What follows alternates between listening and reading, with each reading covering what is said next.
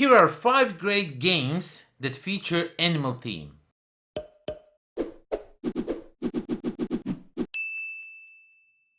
What's up everybody, welcome to the Life of a Board Gamer. My name is Daniel and in today's video we are going to do something different. So as a Christmas gift to my Patreons, I asked them what top 5 games list they would like to see, but this is not going to be done in a top 5 game list, like there's no 1 to 5. I'm just going to tell you about 5 great games that feature animal themes in this video because it was requested by one of the Patreons. So today we are talking about 5 great games that feature some sort of animal theme and that are animal themed actually. Now this was requested by a friend of mine because she has a theory that I don't like games that feature animals, and I wanted to prove her wrong. So here we go. So the first one that I really want to mention, now this is, as I already said, this is not like a top 5 list, this is just me mentioning 5 great games that feature animal themes. So the first one I'm going to mention is definitely Dominant Species, a game that I wish I would play more, but other people don't kind of enjoy it, so I don't bring it to a club. But I really like 2 things in this game. One thing is that you select all your actions before the round even starts, so you can react what other players, you see what other players are trying to do, and you are trying to mitigate maybe some stuff there you're seeing. If they're choosing, like they want to spread their influence, and you see like you are maybe potentially going to be attacked, then you can react to that. And once you put all those tokens down on the table, then you activate them one by one in a certain order. That's something I really like, that style of gameplay, because everything is right there, you know everything what's going to happen. And the second thing I really enjoy in this game is when you have dominance over some other species, you have to figure out you have a dominance and you have to declare it, otherwise they will still keep their dominance. So it feels like in a real world, you know, maybe some animals are not they are not aware that they can dominate this area, sort of thing, you know what I'm trying to say. But overall I really like Dominant Species, such a great game. I wish I would play it more. The second one I would like to mention is one that I really like. It's a tile laying game. It's called Barren Park, and of course with the expansion, the game is you are building your bear park basically, and you are putting these polyominoes down covering different areas of the board, and you are expanding your city to a certain grid or square, however you want to make it. There are some rules how you're going to do it, but overall you're just taking these, and there's like a bunch of unique tiles that you're trying to get before everybody else, because they cover a lot of space because they're really big. But sometimes they're even included, sometimes you even need them for like the end game scoring, so that's like a win-win situation, everybody's running toward it. Overall I really liked it. I don't play that much with expansion unfortunately, because I have to keep them in a separate box and everything, so I don't know, usually there's always somebody new, so I don't want to bother them with the expansions and everything, but I really like the expansion itself, so I usually played it just like a standalone game. But Barren Park, it's really fun game about building your bear park. Third one is the game that's really popular these days, Cascadia, and I must say for a good reason, even though I read some of the, I know that one person watching this video will call me out on this one, but Cascadia it's really fun and interesting game. Lots of people say there's better tile laying games, and I will not deny that there is, but this game is not about tile laying itself. It's how you are trying to incorporate everything, because you are offered a tile and an animal. There's also some way you can mitigate those, maybe choose this tile and the animal that's connected to the other tile, stuff like that.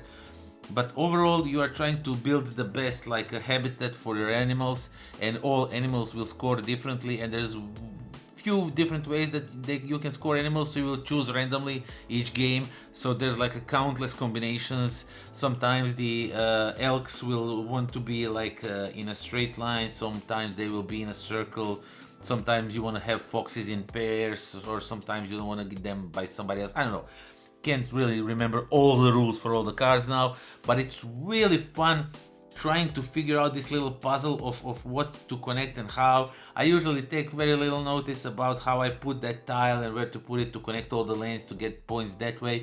Usually I just worry about the animals because I want to score that way, like the most points. But Cascadia, it's really fun game. Definitely check it out. And don't read what somebody else down here will write. Daniel, I'm talking to you. Okay, so on to number 4. Number 4 is a game, not like a top 4, but the 4th game I'm mentioning is a game that I was really surprised about. I got it as a gift throughout the Boardgame Geek paid forward first thing going on, to not go too much into details. But I got it over there. I just thought it looked really cute, it looked really nice, so I wanted to check it out, but I had no idea, I had no clue how the game works, what it is about. It just looked cute, it had some dice, I wanted to check it out. And it turns out it's a really fun game called Creature Comforts. Have I said the name? I think I didn't. Creature Comforts. It is a game where you are using dice and you have some sort of information where you wanna go, because first you put your workers and then you roll your dice and assign those dice to the workers. And it often will happen that you can't activate workers. Of course, you will get some mitigation, you will get some tokens to mitigate your bad luck on the next turns and stuff like that. But overall, it is a worker placement, but you are going with your animals and stuff change throughout the game because you are preparing your habitat for the cold winter. So you are trying to get your den as cozy as possible to have as much creature comforts as you can. And throughout the game you will, as the seasons are changing, different resources will be available, more or less depending on the season. So you have to account for that when you want to play some cards that you need to pay resources for, and cards have lots of those combinations. If you have this, you will score this points. If you have this, you will score this points. But together, you can get even more points. And that's something I really like about this game. And overall cuteness, it's really cute. So yeah, Creature Comforts is definitely a great game featuring animals. And the last one I wanted to talk about, doesn't mean it's the lowest on the list, I think even it's higher, most of those mentioned, is Beasts of Balance. Beasts of Balance is actually an activity more than a game. It requires an app to be played. You have these animals in weird shapes, like they have really flat, triangular, like polygonal shapes to them. And you are trying to stack them on this pillar, and you scan them, and in the application they show up, and you are battling each other's, or you just can play like discovering new animals, crossbreeding them. Like you can crossbreed the whale with the bear and then get a bear or whale. I don't know how to pronounce it, but yeah, it's really fun activity because it's also a dexterity game. You are trying to stack these animals because if at any point they all crumble down, the pillar will detect that, and it will give you, like, I think 5 or 10 seconds. I haven't played it in a while now, but it will give you a certain amount of time to build everything up, and if you manage to do it, you are safe. But if you're not, then you lost. And as the turn progresses, animals get more and more complicated because to put on there, because the stuff is hanging on a thin line, and there's all kinds of expansions for it. I think I have them all right now. I'm not really sure. There are some really weird ones like unicorns, so I don't know if you can count that as animals, but there's like flamingos or what else we have? We have a bear, octopus, stuff like that. But yeah, Beasts of Balance. I almost said Creature of Balance. Beasts of Balance. It's a really fun dexterity activity. Me and my niece played a lot, and we have so much fun. It's like trying to up each other with how complicated can you make it for other player to place the animal. And sometimes, you know, when that happens, like when they are putting the animal and you think this is going to crumble down completely, and then it miraculously stay, and now you're in trouble because you need to put something up on there and there's really no space to put it anywhere. Absolute fun. Check it out, Beasts of Balance.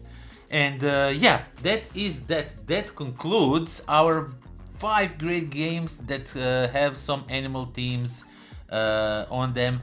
If you wanna see some other videos like this, you can become my Patreon, and I will put out, usually I plan to put out a request for my patrons to tell me what to do next, and you can be part of it. So yeah, do check that out, or just subscribe and like this video. Leave a comment down below what are your favorite games featuring animals, and I'll gladly talk to you over there why I think you are wrong or you are right, who knows. So yeah, thank you all for watching, and until next time, Pozdrav. Here is. Here are, because there's 5 of them, not 1. And not end. My name is Daniel, and yeah, then explain what end. This was requested by 5 great games that feature animal themes. Themes, not teams, animal theme. 1, not many. Jeez.